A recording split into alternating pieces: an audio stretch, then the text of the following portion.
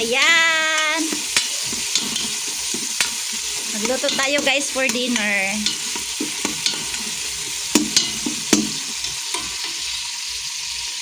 Yan po yung gagamitin natin ngayon guys. Iwan di ko to kilala. Ngayon ko lang to siya nakita. Kaso, na ano ko kasi ito sa matanda kanina. Nagbibinta siya guys. Then, bumili na lang din ako para may binta na siya. Kaya yan. First time ko tong lutuin.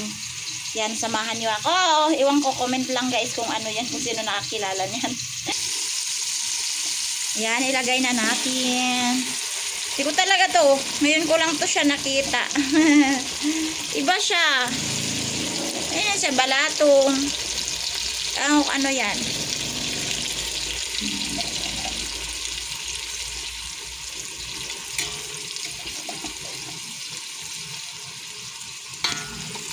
Ayan. At so, ayun nga guys. At dahil magluluto tayo nung parang munggo siya. Pero parang munggo ko lang din siya lutuin. Ayan, meron tayong chicharon. Yan. And then, alubati. Ayan. Diba? Titi, gamay ra. Ito lang. Maliit lang binili ko. Isang ano lang para pangsahog lang naman. Mahal gulay ngayon guys. Sobrang mahal. Isipin nyo yung yung Bagyo beans. Yan. Umabot siya ng 500 kilo.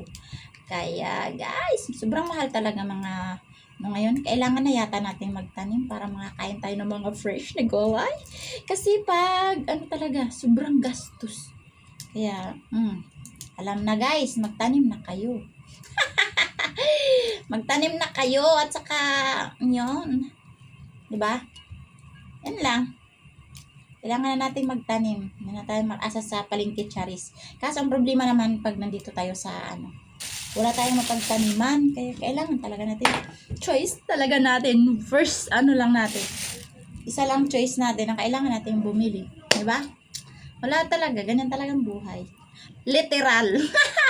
Yan talagang buhay natin. Kailangan natin At dahil nga doon, tingnan natin yung niluto natin. Ayan. Diba? Dapat takpan muna natin siya. Medyo matagal din ako hindi nakapag-vlog guys. Oh, kawawa naman yung whitey ko. Hindi ko na kaya I hope guys na hindi kayo magsawa ng pagsuporta sa akin hanggat makuha ko yung aking watch hour. Uy! Watch hour!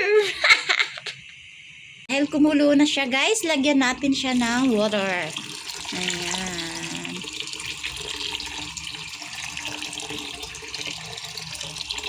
Dahil nga guys, luto na siya. Luto na talaga siya. Lagay na natin tong kamuti. Ngayon, alugbati. Kamuti man hinoon. Yan. Ayan. Ayan. Kulay natin. At saka, isabay na din natin to. Ayan. Para isahan na. Ba? Ayan. Tingnan nyo naman guys kung ano kasarap yung ulam namin for tonight. Diba guys? Yan lang yan siya.